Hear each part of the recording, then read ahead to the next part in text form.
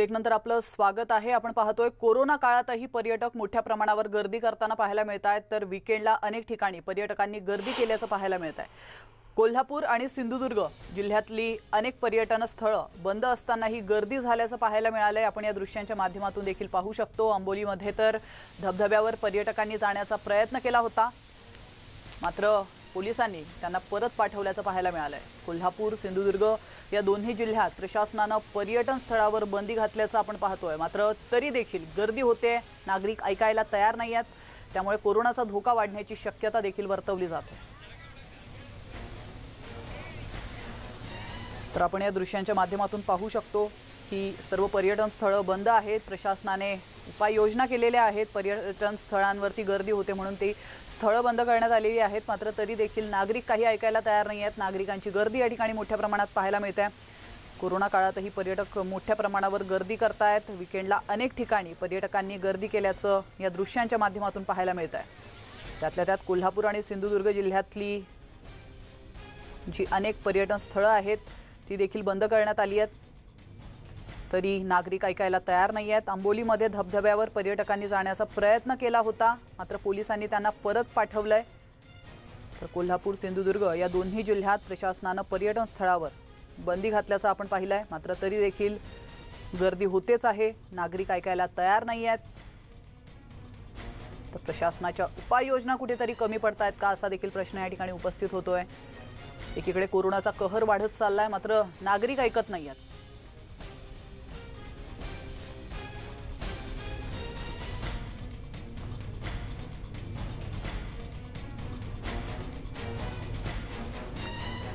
कालच उपमुख्यमंत्री अजित पवार यांनी देखील आवाहन केलं होतं की पर्यटन स्थळांवरती जर गर्दी झाली तर काही। तर याविषयी अधिक माहिती देण्यासाठी आपले प्रतिनिधी संदीप राजगोळकर आपल्यासोबत जोडले गेलेले आहेत। संदीप, आता नेमकं तुम्ही कुठे आहात आणि त्या ठिकाणी काय परिस्थिती आहे? कुठेतरी प्रशासन उपाययोजना करायला कमी पडतंय असं म्हणावं लागेल का? प्राची, एक तर गेल्या वर्षी ज्यावेळेला कोरोनाची लाट आली होती त्यावेळेला ह्या महिन्यात म्हणजे जून जुलै ऑगस्ट मध्यावधीपर्यंत अनेक जिल्ह्यांच्या सीमा या सील होत्या, जिल्हाबंदी करण्यात आली होती। कडेकोट असा पोलीस बंदोबस्त अनेक जिल्ह्यांच्या सीमेवर होता। मात्र यंदाची परिस्थिती वेगळी आहे।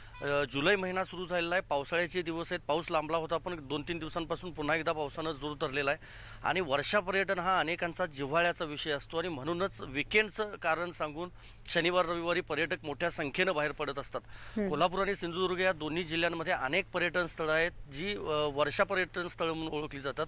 खास करून आंबोली हे आपल्याला माहिती आहे सिंधुदुर्ग जिल्ह्याच्या हद्दीत असलं तरी कोल्हापूर आणि सिंधुदुर्ग या दोन्ही जिल्ह्यांच्या सीमेवरती आहे आणि त्यामुळे कोल्हापूर, सांगली, अगदी सोलापूरपासून पर्यटक आंबोलीमध्ये येतात, बेळगाव सीमा भागातले येतात, गोव्यातनं पर्यटक येत असतात आणि थंड हवेचं ठिकाण म्हणून या आंबोलीला ओळखलं जातं। आंबोलीमध्ये मुख्य एक धबधबा आहे, त्याचबरोबर इतर जे पॉईंट्स आहेत, मग त्यामध्ये हिरण्यकेशी नदीचा उगम असेल किंवा आजूबाजूचे जे पॉईंट्स आहेत ते सगळे पॉईंट्स सध्या पर्यटकांसाठी बंद आहेत, कारण आंबोली ग्रामपंचायतीनं स्वतःहून हे निर्बंध घातलेले आहेत। त्या ठिकाणी बाहेरच्या पर्यटक जरी कुणी आले तरी पोलीस त्यांना परत पाठवत आहेत आणि एक तर आंबोलीमध्ये चेकपोस्ट देखील उभा करण्यात आलेला आहे। जर गोव्यातून कोण व्यक्ती येणार असेल किंवा कर्नाटकमधून येणार असेल तर त्यांना RT-PCR टेस्ट कंपल्सरी आहे। त्यामुळे पोलीस बंदोबस्त असल्यामुळे काही प्रमाणात करायना पर्यटकांची संख्या कमी प्रमाणामध्ये पाहायला मिळते। कोल्हापूरचा जर विचार केला तर गगनबावडा, राधानगरी, बरकीचा धबधबा असेल, राधानगरी धरणाजवळचा राऊतवाडीचा धबधबा असेल किंवा चंदगड तालुक्यातलं स्वप्नवेल पॉईंट, किल्ले पारगड सारखा म्हणजे नैसर्गिक देण लाभलेलं आहे असं आपल्याला म्हणता येईल, असे जे पॉईंट्स आहेत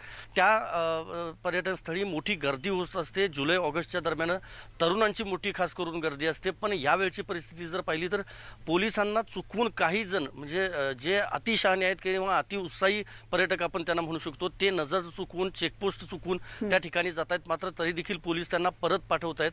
आणि कोल्हापूर आणि सिंधुदुर्ग या दोन्ही जिल्ह्यांमध्ये आपल्याला प्राची माहिती आहे की मोठ्या संख्येनं कोरोनाचा प्रादुर्भाव जो आहे तो दिवसेंदिवस वाढत चाललेला आहे। अक्षरशः म्हणजे संपूर्ण राज्यामध्ये जे 8 जिल्हे सगळ्यात जास्त प्रादुर्भाव होणारे आहेत त्यामध्ये कोल्हापूर तर 1 नंबरला आहे आणि सिंधुदुर्ग जिल्हा देखील 4 ते 5 नंबरला आहे। त्यामुळे या दोन्ही जिल्ह्यातल्या नागरिकांनी किंवा या दोन्ही जिल्ह्यातल्या पर्यटन स्थळी येणाऱ्या नागरिकांनी काळजी घेणं गरजेचं आहे, नियमावली पाळणं गरजेचं आहे। उद्या देखील रविवार आहे, उद्या देखील गर्दी अनेक ठिकाणी होऊ शकते, मात्र स्थानिक प्रशासन असेल, पोलीस प्रशासन असेल त्यांच्याकडून मात्र पर्यटकांना येण्यास मज्जाव केला जातोय। बिलकुल, धन्यवाद संदीप, तुम्ही दिलेल्या महत्त्वपूर्ण माहितीबद्दल।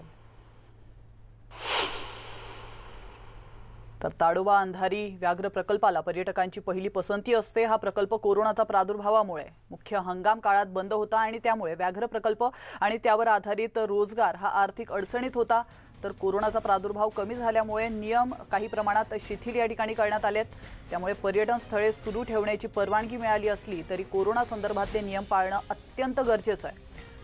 ताडोबा अंधारी व्याघ्र प्रकल्पाचा कोर भाग हा पावसाळ्यात नियमानुसार बंद असतो आणि केवळ बफर क्षेत्रात पर्यटन सुरू असतं।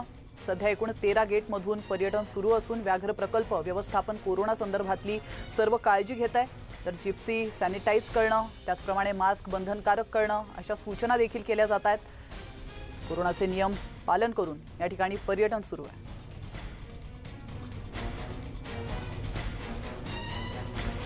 देवळा गेटवर आम्ही ताडोबामध्ये जंगलाच्या पर्यटनासाठी आलेलो आहोत। आज कोरोनामध्ये जे सोशल डिस्टन्सिंग, मास्क वापरणे आणि सॅनिटायझर या त्रिसूत्रीचा वापर करून आम्ही हा पर्यटन इथे करत आहोत। या प्रकारे इथं सर्व प्रकारची काळजी घेतल्या जात आहे आणि कोरोनाचा पूर्ण प्रतिबंधाचं पालन करण्यात येत आहे। कोरोनाच्या प्रादुर्भावामुळे ताडोबा पर्यटन हे बंद होतं। त्याच्यामुळे त्याच्याशी निगडीत असलेले व्यवसाय हे ठप्प झाले होते। आता कोरोनाचा प्रादुर्भाव कमी झालेला आहे आणि पर्यटनाला सुरुवात झालेली आहे, मात्र धोका टळलेला नाही। यासोबतच आता इथे जे पर्यटक येत आहेत त्यांची काळजी ताडोबा प्रशासन कशा प्रकारे घेत आहे, कशा सूचना करत आहेत, या संदर्भात आपल्यासोबत बोलण्यासाठी गजपुरे सर आहेत। हे वन अधिकारी आहेत। एकंदरीत ताडोबात मोठ्या प्रमाणात पर्यटक येतात, बाहेरून पर्यटक येतात, कशा प्रकारे काळजी घेतली जाते? सध्या ताडोबा प्रशासनातर्फे आम्ही जिप्सी वगैरे जे आहेत त्यांना सॅनिटाईज करायच्या स्पष्ट सूचना आहेत। त्याच्यानुसार आम्ही सॅनिटाईज वगैरे करतो। जिप्सी पर्यटक आहेत त्यांना मास्क लावल्याशिवाय आम्ही ताडोबाच्या पर्यटन क्षेत्रात प्रवेश देत नाही। त्यांना सॅनिटाईज स्वतःच करतो। गाड्या वगैरे जिप्सी चालक, गाईड मालक यांना स्पष्ट सूचना दिलेल्या आहेत की कोणत्याही परिस्थितीत मास्क वगैरे जर नाही असेल तर त्यांना आतमध्ये प्रवेश दिला जाणार नाही। सॅनिटायझर त्यांना ठेवणं स्वतः खूप आवश्यक आहे। अशा त्यांना सूचना असल्यामुळे त्या पर्यटकसुद्धा आपली काळजी घेऊन इथे येत आहेत आणि ताडोबाचा आनंद लुटत आहेत। हा जो आनंद आहे तो कमी होऊ नये याकरिता स्वतःची काळजी घ्यायची आहे आणि आपलं स्वतःचा आनंद घ्यायचा आहे। Haidar Shaikh, news 18 Lokmat, Agarzari gate, Chandrapur. तर याविषयी अधिक माहिती देण्यासाठी आपले प्रतिनिधी हैदर शेख फोन लाईनवरून आपल्यासोबत जोडले गेलेले आहेत। हैदर, ताडोबा अंधारी व्याघ्र प्रकल्पाला पर्यटकांना त्या ठिकाणी परवानगी देण्यात आलेली आहे पर्यटनाची, मात्र या ठिकाणी जे काही नियम लादले आहेत किंवा आखून दिलेले आहेत तर ते नियम पाळले जात आहेत या नागरिकांकडून?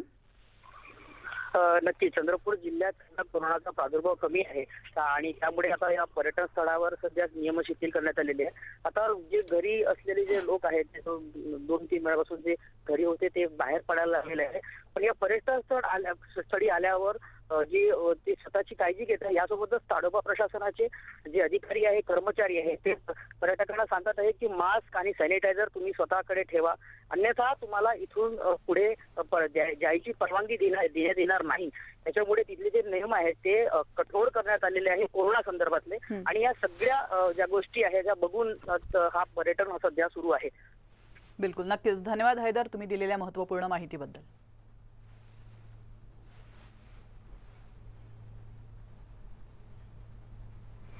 इथं घेतो एक छोटासा ब्रेक, लगेचच परत येतो। तुम्ही पाहत राहा न्यूज 18 लोकमत।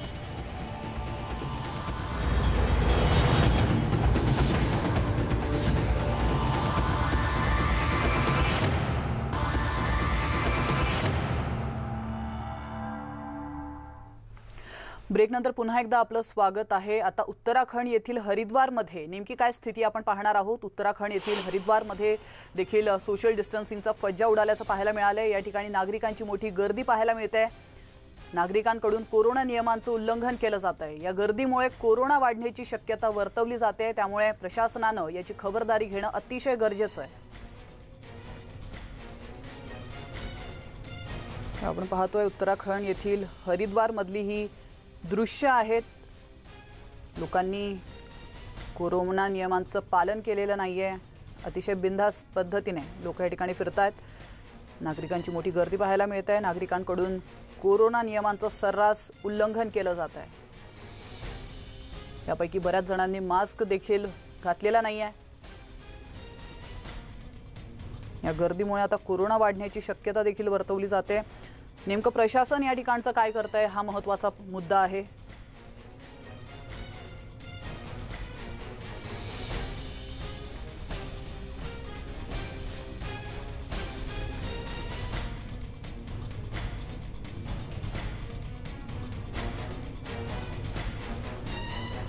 तर याविषयी अधिक माहिती देण्यासाठी आपले प्रतिनिधी प्रशांत लीला रामदास आपल्यासोबत जोडले गेलेले आहेत। प्रशांतजी, आपण उत्तराखंड येथील हरिद्वारची ही दृश्य पाहतोय, प्रशासन नेमकं काय करतंय? मोठ्या संख्येनं ही लोक एकत्र झालेली आहेत।